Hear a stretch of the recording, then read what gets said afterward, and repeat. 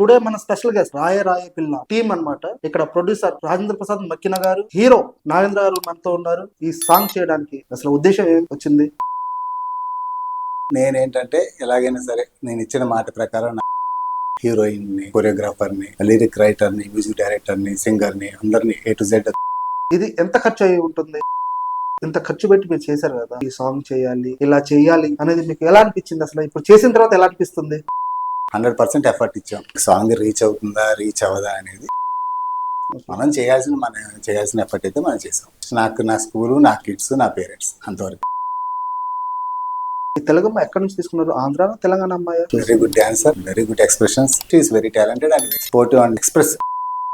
ఇంత ఇన్వెస్ట్మెంట్ చేయడం మీకు ఎలా అనిపించింది? ఫైనల్లీ ఇంత పెట్టుబడి చేసేసి ఇంత చేశారు కాబట్టి దీని మీద లాభాలను ఆశించారంటారా? లాభాల గురించి ఆలోచించి నేను అసలు ఆ టాలెంట్ ని సపోర్ట్ చేయడం వరకే నాకు. మీ ప్రొడ్యూసర్ మీకు ఇంత పెట్టుబడి, మీ మీద నమ్మకంతో ముందుకు వచ్చారు. ఈ సాంగ్ ఎలా అనిపించింది మీకు? ఇష్టపడ్డాను. ఆయన అంతా ఎఫెక్ట్ పెట్టారు. అను రూబెన్స్ ఉన్నారు కదండి, మ్యూజిక్ డైరెక్టర్, ఓకే, మూవీస్ కి చేసేది. అతని దగ్గర అసిస్టెంట్ చేశాడు అతను. ఆయన కానీ మీరు కొంచెం లాస్ ఆఫ్ వస్తే నేను సపోర్ట్ చేస్తాను, వెళ్ళి ముందుకి అనేసి అన్నారు సార్. ఇలా ఇవాళ డబ్బులు ఎదురు పెట్టుబడి పెట్టి టాలెంట్ ని ప్రోత్సహించేది చాలా తక్కువ మంది. చాలా తక్కువ మంది. అవునండి, చాలా తక్కువ, రేర్ పర్సన్స్.